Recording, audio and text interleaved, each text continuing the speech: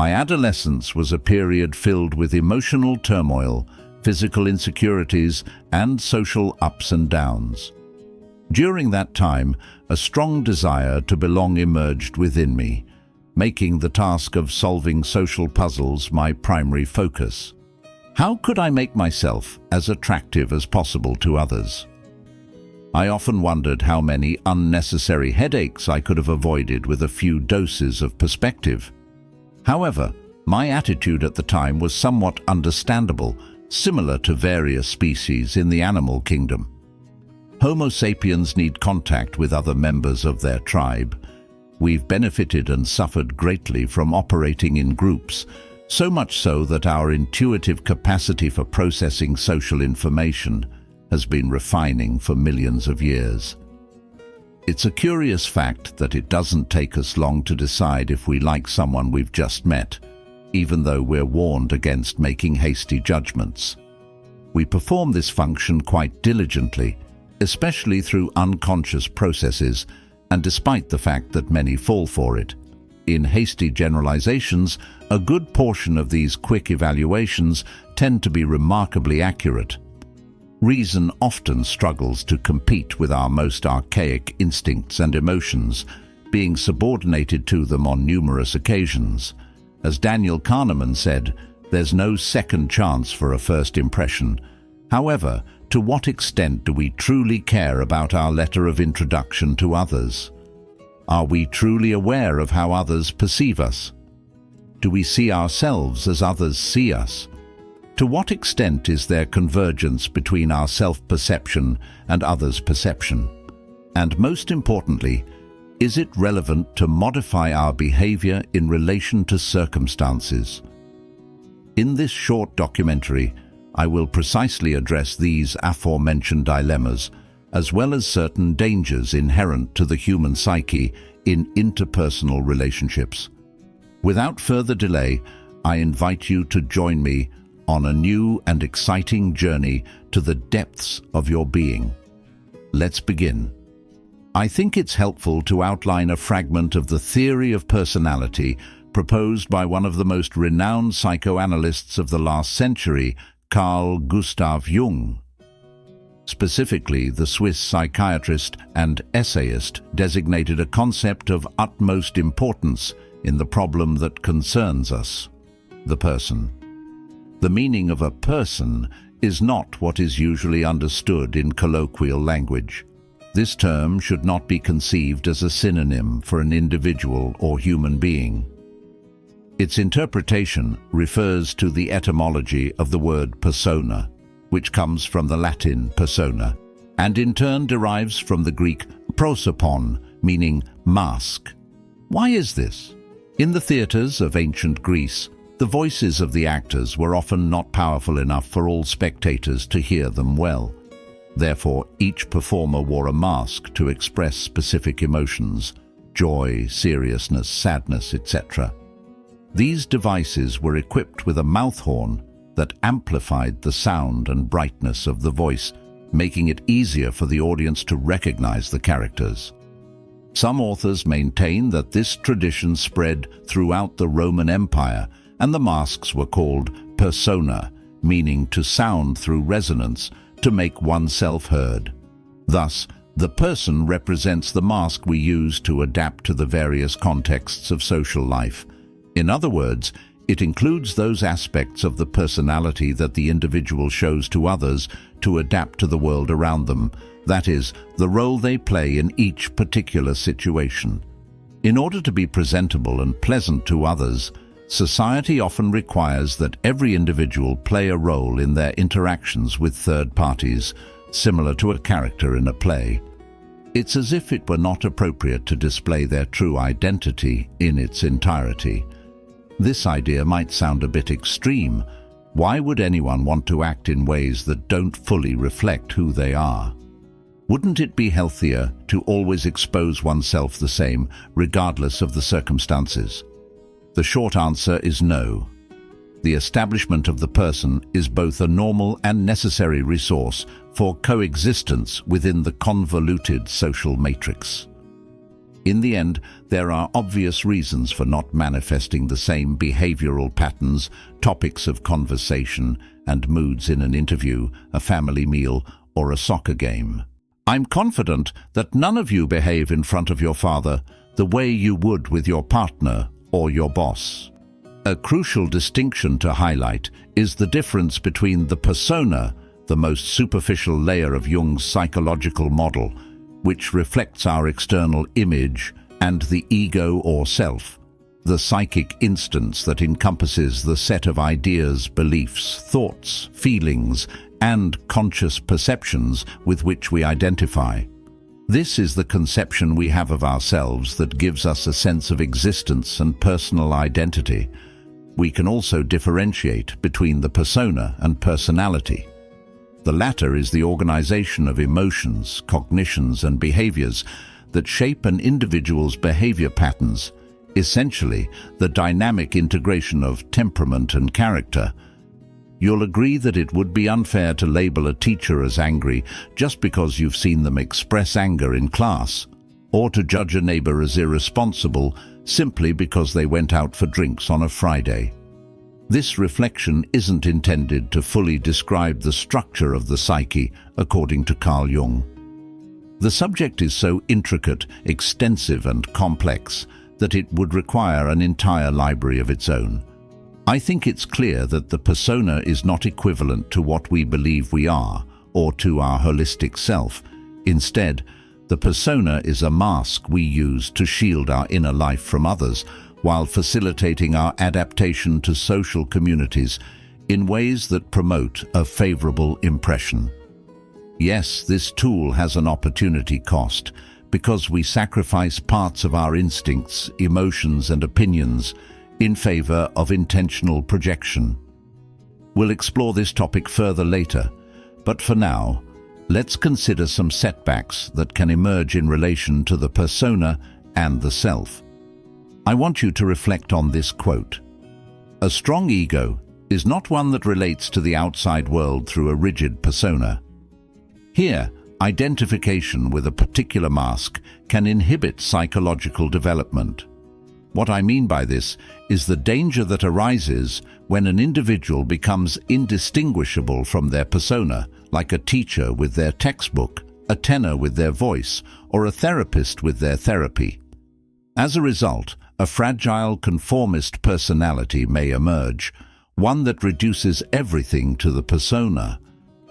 In this mental state, the individual becomes unconscious of any distinction between their true self and what others expect of them. There is a risk that the self becomes entirely identified with its mask, leaving the individual unable to differentiate between who they are and who the persona is. A very common example today is the loss of the ability to discern between real life and the profiles in certain social networks like Instagram or Facebook, where people tend to publish only the best aspects of their lives, thus generating a biased and spurious utopian aspect. Of course, I am not the exception, because I have also been caught in the deadly mirage of appearances. Don't forget that digital platforms are generally showcases where you show the public only the most attractive clothes, while the ugliest ones are left collecting dust in the back room. My advice is to avoid confusing your true self with the photos and videos you upload to your online accounts. On the other hand, referring to Jung's previous fragment, there is a disturbing concept that the sociologist Neil Warnock called vocational training, which is summarized as the tendency to see things from the point of view of one's own profession instead of acquiring a broader perspective. Think of a footballer who views every situation in terms of winning or losing, a businessman who frames every interpersonal interaction as a negotiation, a programmer who is always on high alert for errors in their environment, or a psychologist who can't stop analyzing themselves and those around them. I'll tell you a small anecdote. I still remember how during a stage of my training as an economist, I became so obsessed with the idea of Homo economicus that I became especially inclined to evaluate almost all situations in my daily life from the framework of the efficient allocation of resources, the maximization of parameters, the rational discounting of expectations, and the law of diminishing returns. And yes, this utilitarian approach has a place in more than one situation. But applying it left and right to all aspects of daily life is both incorrect and pernicious. It's absurd to think that we have to be rational agents 24 hours a day who expressly anticipate, process, and classify information about reality. Taking work-related thinking home isn't necessarily bad, but it's another thing entirely to persist in embodying a professional character when the workday ends. In a forced and desperate attempt to maintain a superficial persona, the breakdown of that mask happens when an overcommitment to collective ideals overshadows deeper individuality. Since Jung considered the persona to be nothing more than a facade, its dissolution is essential for individuation. However, once the conventional shell falls away, the resulting disintegration can lead to a state of chaos and temporary disorientation, as the individual is forced to confront reality without the usual veils or ornaments. Still, this dissolution isn't meant to permanently eliminate the persona, which is the fate of those who become stuck in the absence of one. Here's a passage from 2 writings on analytical psychology. While the man with the persona is blind to internal reality, he who lacks it is blind to the reality of the world, which for him takes on the fantasy value of a playground. The inevitable result of the unconscious flooding into consciousness, combined with the dissolution of the persona and the weakening of the directive power of consciousness, leads to an altered state of psychic balance.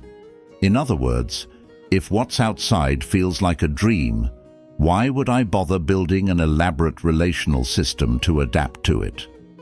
On the other hand, if I accept that the world is both external and internal, then I'll naturally recognize that certain discomforts stemming from me are signs of poor adaptation. As I mentioned earlier, a well-established functional persona optimizes our capacity for communication, cooperation, and competition within the community, along with other benefits that I will discuss later. Manifesting a static and uniform homogeneous behavior without considering the social context is an indication that one does not know where they are living. You believe that reflecting similar patterns of behavior with a stranger, with your teachers, or with your clients will not lead to undesirable consequences. Let's take such an assumption to the extreme, even starting from a guy with good faith and good intentions. That would mean they'd go through life without social filters, remaining silent at a commemorative event, speaking a different language with a foreign interlocutor, or dressing inappropriately for hot weather. Jokes aside, individuals like this need to understand what society expects of them and realize that their actions have meaning for others. Failing to do so could lead to countless disappointments, suffering, awkward scenes, and social catastrophes. With everything mentioned, what happens when the need to adapt turns into an excessive desire to fit into social molds at all costs, thereby concealing important aspects of ourselves? According to the author, as the self develops, it highlights the strongest aspects of the personality to beautify the unconscious, while discarding more fragile traits, those unwanted, sterile, or rejected by society, allowing for the formation of the shadow. Broadly speaking, the shadow represents the opposite pole of the persona, namely the set of traits, beliefs, and attitudes that the ego does not recognize as its own and therefore hides both from itself and from the public. Note that I am referring to the second connotation that the author offers of the term, and not to the first, understood as that of the unconscious. So the shadow appears as the sum of the psychic dispositions that are not assumed by our consciousness due to their incompatibility with the predominant personality in the psyche. To illustrate this point better, I'll use a simple analogy. Over the course of their useful life, computers gradually fill up with temporary files, documents created by specific programs when they don't have enough memory for tasks, or by the operating system when making backup copies. At first, these files go completely unnoticed by less experienced users, since they are created automatically, quickly and discreetly, and they aren't visible to the naked eye. But what happens over time if they're ignored? The system gets bogged down, and eventually their presence becomes noticeable. They take up too much space on the hard drive, slowing down the device's performance. The worst part is that many people either don't notice this deterioration, or if they do, fail to identify the cause. Something similar happens with the shadow according to Jung. The rejected content doesn't disappear, it is merely pushed into the unconscious. Over time, as these contents gain a certain degree of autonomy, they become an antagonistic force to the ego, undermining its efforts and destabilizing the psychic balance. This doesn't only apply to negative traits like envy, laziness, or cowardice, but also to qualities deemed positive by society, but disapproved of by the individual or their environment. Robert Louis Stevenson's novel The Strange Case of Dr. Jekyll and Mr. Hyde is perhaps one of the best literary depictions of the shadow. The book in question teaches us not to deny the existence of repressed aspects because they grow and have the potential to take on a life of their own, as if they were another being within the individual. I quote again a fragment of Jung to illustrate this idea. Sometimes with pain and wear and tear, a man becomes full of himself for the benefit of an artificial persona that is apparently adaptive, but that represses vital characteristics of his own. For example, think of those men who try to attribute a distorted masculinity in which they expose themselves as powerful, iron and Herculean entities before the world at the cost of repressing every sign or vestige of vulnerability, melancholy and shyness. Also deserving honorable mention are avoidant individuals who tend to evade conflict by containing their indignation, anger and frustration instead of assertively communicating their needs.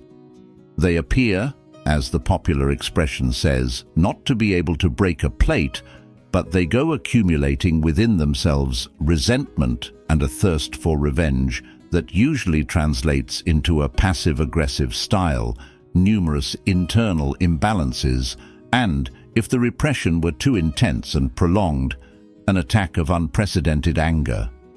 In these cases, the persona becomes a truth where the individual's original self is frowned upon or disappears. An aspect that makes us different from the collective is repressed, thus passing into the unconscious and becoming the dysfunctional aspect of the personality. According to the Swiss thinker, the discovery of the shadow is crucial in therapeutic treatment. It represents a painful moment of recognition that must be followed by the long and arduous task of self-education. In this context, the proper recovery of the persona is a primary goal in the process of individuation. Restoration is achieved not only through work with the inner figures, but also as a conditio sine qua non through readaptation to external life, which includes the subsequent recreation of a viable persona. Developing a stronger persona may initially feel inauthentic, like playing a role in a play. However, if one cannot fulfill a social role, one will suffer for it. Therefore, one of the objectives of individuation is for people to develop a more realistic and flexible persona, one that helps them navigate society while not masking or hiding their true self. In the best-case scenario, the persona becomes appropriate and in good taste, a true reflection of inner individuality and an external understanding of ourselves. I believe the clarity and eloquence with which Jung expresses himself make it unnecessary to elaborate much further on how your ego converges with your persona. That pragmatic and comfortable adaptive balance is left to your discretion. At the end of the day, the ideal scenario is for your social mask to be a reliable representation of your personality. But the journey through thought and understanding doesn't stop here. If this video reaches 10,000 likes and the audience requests it in the comments, I'll deliver a deep and thoughtful dissertation on the architecture of personality and the process of individuation according to Jung. For now, I'll conclude with this moral. The social mask you wear is like clothing, something to be worn without letting it wear you.